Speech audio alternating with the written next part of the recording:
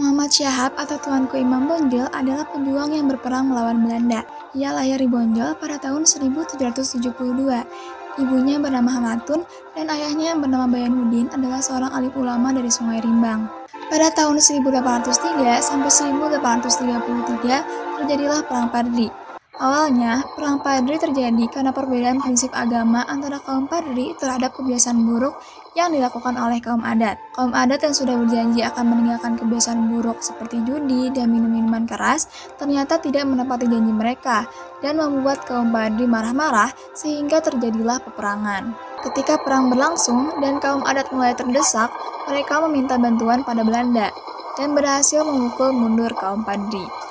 Kemudian, Belanda membangun benteng pertahanan dengan nama Fort van der Kapellen.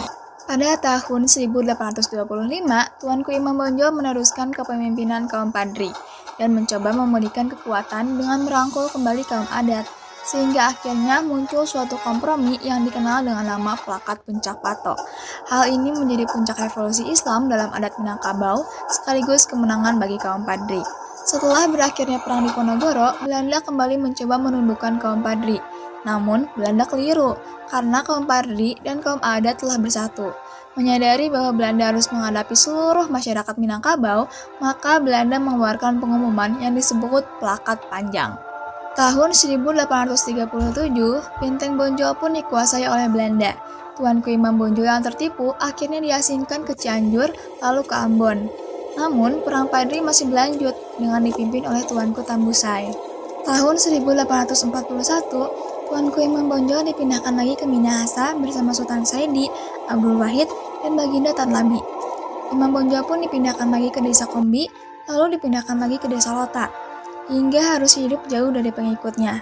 Tuanku Imam Bonjol yang merasa sengsara akhirnya wafat pada 6 November tahun 1864 di umurnya yang ke-92 tahun. Tanggal 6 November 1973, Tuanku Imam Bonjol diangkat sebagai pahlawan nasional Indonesia. Selain itu, nama Tuanku Imam Bonjol juga hadir sebagai nama jalan, nama stadion, nama universitas, bahkan pada lembaran Rp5.000 keluaran Bank Indonesia. Inilah pahlawan kita, Tuanku Imam Bonjol, seorang pahlawan nasional Indonesia yang berjasa, seorang pemimpin agama yang bersifat gagah berani membela kebenaran, bertekad kuat, dan pantang menyerah. Hal ini patut ditiru oleh masyarakat Indonesia.